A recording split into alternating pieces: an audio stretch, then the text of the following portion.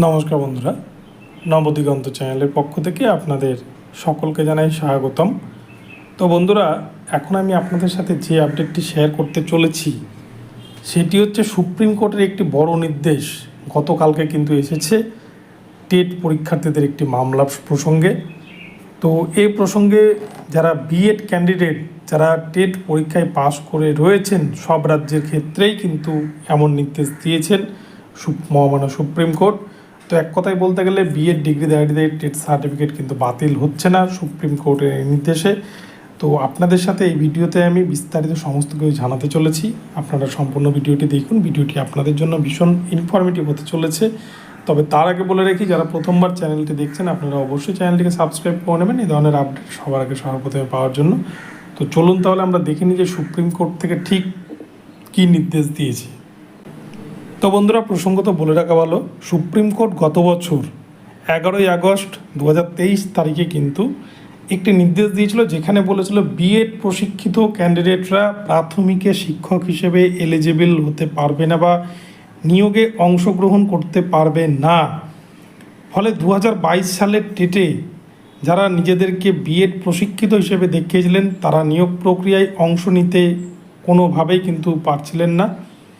শুক্রবার সুপ্রিম কোর্টে এই মামলার একটি নির্দেশ দিয়েছে। সেখানে বলা হয়েছে পরীক্ষার্থীরা পরীক্ষার ফর্মে যাই লিখুক না কেন, যাই লিখেই তারা পরীক্ষায় টেট পাস করুক না কেন, তারা যদি রিক্রুটমেন্টে অংশ নেওয়ার আগে ডিএলএড ডিগ্রি অর্জন করে নেয় তাহলেই কিন্তু তারা সেই নিয়োগ প্রক্রিয়ায় অংশ নিতে পারবে এবং সেক্ষেত্রে চাকরিতেও তারা অংশগ্রহণ করতে পারবে। তো এক কথায় বলতে গেলে টেট সার্টিফিকেট কারোরই কিন্তু বাতিল হবে না সুপ্রিম কোর্টের এই রায়ে। ফলে এটাতে কিন্তু গোটা রাজ্য জুড়ে একটা খুশির হাওয়া বইছে টেট পরীক্ষার্থীদের মধ্যে। কেননা 2022 প্রাইমারি টেটে 1 লক্ষ মতো বিএড ক্যান্ডিডেট তারা কিন্তু টেট পাস করেছিল, যারা এটা নিয়ে কিন্তু আশঙ্কায় ভুগছে যে তাদের টেট সার্টিফিকেট বাতিল হয়ে যাবে কি না। ইতিমধ্যে 2023 প্রাইমারি টেট যে অনুষ্ঠিত হয়েছে রাজ্যে, সেই টেট নিয়ে কিন্তু একটি রায় ইতিমধ্যে কলকাতা হাইকোর্ট দিয়েছে। সেখানে পরিষ্কার কলকাতা হাইকোর্ট জানিয়ে দিয়েছে যারা এনআইএস ডিএলএড ডিগ্রি দেখিয়ে সেই পরীক্ষায় টেট পাস করে তাদের কিন্তু টেট সার্টিফিকেট ক্যান্সেল করে দেবে কলকাতা হাইকোর্ট, বা প্রাথমিক শিক্ষা পর্ষদ থেকে তাদেরকে টেট সার্টিফিকেট প্রদান করা হবে না, এরকম একটা নির্দেশ কিন্তু এসেছে। তো এই রায়, গতকালকে যে রায় এসেছে সুপ্রিম কোর্টের পক্ষ থেকে, এই রায় কোথাও গিয়ে কিন্তু সমস্ত টেট পরীক্ষার্থী যারা টেট পাস করবে তাদের কোথাও একটা আশার আলো দেখাচ্ছে।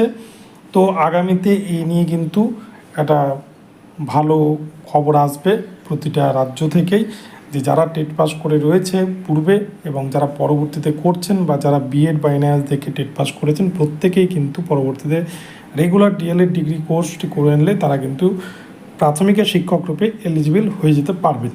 তো বন্ধুরা, এই বিষয়টি আপনাদের জানালাম। ভিডিওটি আপনাদের ভালো লাগলে চ্যানেলটিকে সাবস্ক্রাইব করে দেবেন, আর এই ধরনের আপডেট প্রতিনিয়ত পেতে আমার চ্যানেলটিকে ফলো করতে থাকুন। ধন্যবাদ সকলকে, সকলে ভালো থাকবেন। পরবর্তীতে নতুন আপডেট নিয়ে আসবে, দেখা হচ্ছে পরবর্তী ভিডিওতে।